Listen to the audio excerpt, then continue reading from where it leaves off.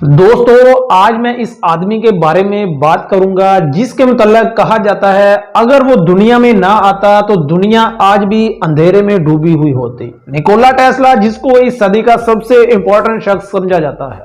आप इसकी अहमियत का अंदाजा इस बात से लगाएं, थॉमस एडिसन जो कि बहुत बड़ा साइंटिस्ट था, वो भी इससे जलता था। निकोला टेस्ला के बारे में मशहूर है कि जब ये किसी भी किताब को पढ़ लेता तो इसको कभी नहीं भूलती थी। निकोला टेस्ला आम इंसान से 150 साल आगे की सोचता था। इन्हीं बातों की वजह से लोग समझते थे शायद ये किसी दूसरी मखलूक जिन्नात से पूछता है और इसके बाद काम करता है। इसने अपनी जिंदगी में ऐसी इजादात कर दी जो इस वक्त आम इंसान की सोच से बालातर थी। पहले दौर में इलेक्ट्रिसिटी आसानी से नहीं पहुंच सकती थी क्योंकि वो डीसी करंट था। इसी ने एसी करंट को इजाद किया और आज जो आप ये वीडियो देख रहे हैं या फिर टीवी एलईडी पर मूवीज देखते हैं, वो एसी करंट की बदौलत ही पॉसिबल है। इसी करंट इजाद करने के बाद निकोला टेस्ला का नया ख्वाब था कि मैं लोगों के घर तक इलेक्ट्रिसिटी वायरलेसली पहुंचाऊंगा, यानी कि तारों का पंगा ही ख़त्म कर देना है और सीधा आपके घर में वायरलेस जिस तरह सिग्नल आते हैं इसी तरह इलेक्ट्रिसिटी आएगी। इनके काम बहुत बड़े थे क्योंकि इनकी ज़िंदगी बहुत कम थी। इसी वजह से वो इस ख्वाब को अपनी लाइफ में पूरा नहीं कर पाए। आज की वीडियो में आपको इन्हीं के मतलब कंप्लीट जानकारी दूंगा। निकोला टेस्ला 10 जुलाई 1856 को एक छोटे से गांव में पैदा हुए। टेस्ला बचपन से ही बहुत ज़हीन थे। जब टेस्ला की उम्र 17 साल हुई तो ये हैज़ा की बीमारी में मुब्तला हो गए। डॉक्टर्स ने कहा ये अब ठीक नहीं हो सकता और इनका बचना बहुत ही मुश्किल है। ये सुनकर घर वालों पर क़यामत टूट आई। घर वाले टेस्ला की हर ख्वाहिश पूरी करने लगे। एक निकोला टेस्ला बीमार हाल अपने बिस्तर पर लेटा हुआ था। टेस्ला ने कहा, मैंने ख्वाब में देखा है कि मैंने बहुत बड़ा साइंटिस्ट बनना है और आप मुझे बेहतर से बेहतर यूनिवर्सिटी में एडमिशन लेकर दें तो मैं बच सकता हूँ। ये सुनकर इसके वालिद की आंखों में आंसू आ गए और इसने कहा, क्यों नहीं हम तुम्हें दुनिया की बेहतरीन यूनिवर्सिटी में एडमिशन लेकर देंगे। और कुदरत को भी कुछ ऐसा ही मंजूर था। इन्हीं दिनों में टेस्ला ठीक हो गए। ठीक होते ही टेस्ला ने कहा, अब मुझे यूनिवर्सिटी जाना है। तो इनके वालिद ने इनको एक यूनिवर्सिटी में एडमिशन लेकर दिया। इस वक्त की यूनिवर्सिटी सिस्टम में सिर्फ प्रैक्टिकल करवाया करते थे, लेकिन टेस्ला सुबह 3 बजे से लेकर रात 11 बजे तक सिर्फ और सिर्फ अपनी एक्सपेरिमेंट्स ही करते थे। सुबह 3 बजे अपना खाना लेकर लैब में चले जाते थे और अपने रूम में रात को 11 बजे जाया करते थे।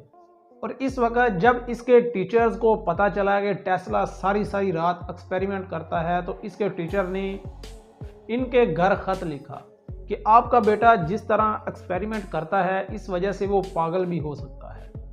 और फिर टेस्ला ने वहां से अपनी डिग्री मुकम्मल की। टेस्ला ने एक नई यूनिवर्सिटी में दाखिला लिया। टेस्ला वहां दिल लगाकर मेहनत करते रहे, लेकिन इनको ये कहकर निकाल दिया गया, हम आपको कुछ पढ़ा रहे हैं और आप कुछ और कर रहे हैं।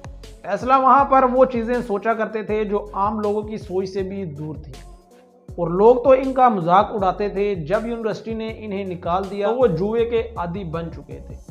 फिर इन्होंने सोचा कि मैं अपने घर वापस चला जाता हूं, लेकिन वो ये सोचकर नहीं गए कि मेरे वालिद साहिब एक पादरी हैं।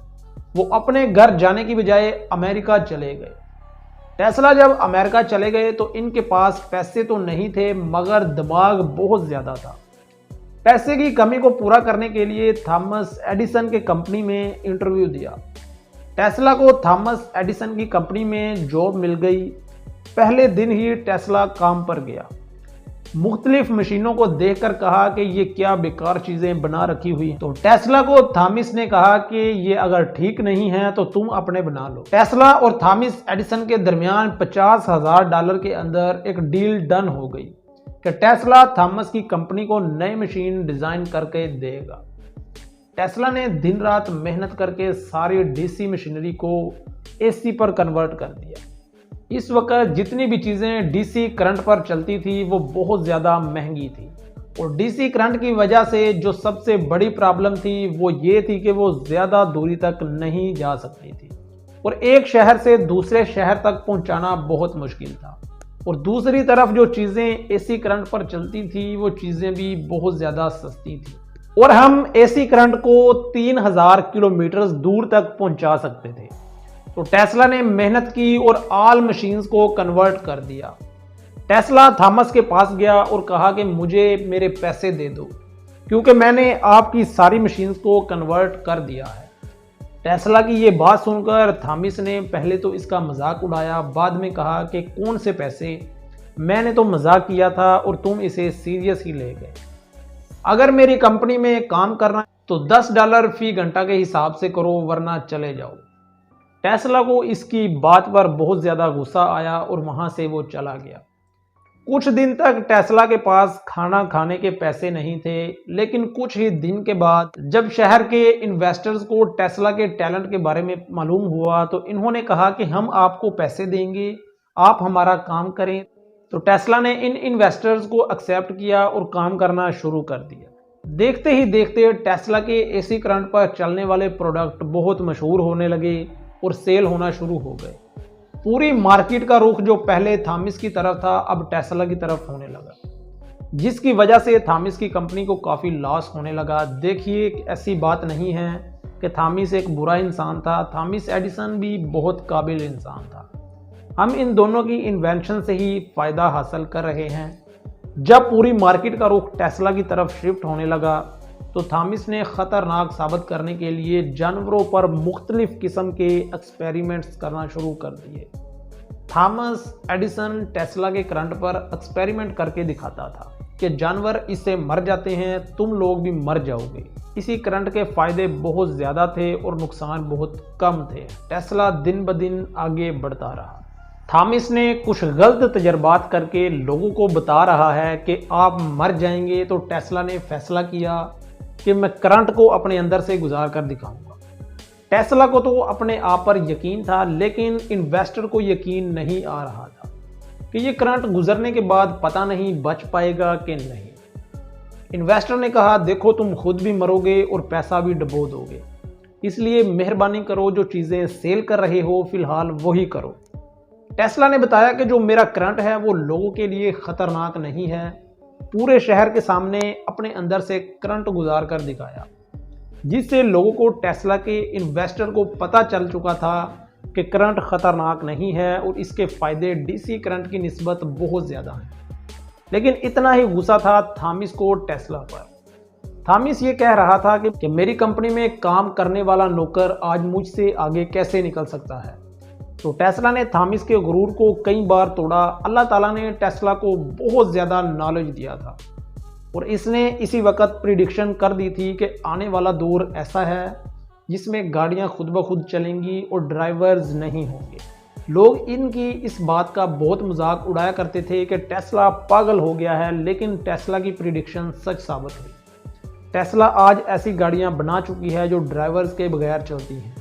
दोस्तों, टेस्ला ने अपनी ज़िंदगी में बहुत कामयाबियां हासिल की, लेकिन इसके बावजूद इसने शादी नहीं की, इसलिए कि अगर मैंने शादी कर ली तो मेरा फोकस काम पर नहीं रहेगा, मुझे तो अपना फोकस सिर्फ अपने काम पर रखना है। निकोला टेस्ला ने एक और प्रेडिक्शन की थी। इन्होंने कहा था कि फ्यूचर में गाड़ियां हवा में उड़ेंगी। टेस्ला की बात को सच साबित करने के लिए अमेरिका के बहुत सारे इंजीनियर्स फ्लाइंग कार्स पर काम कर रहे हैं।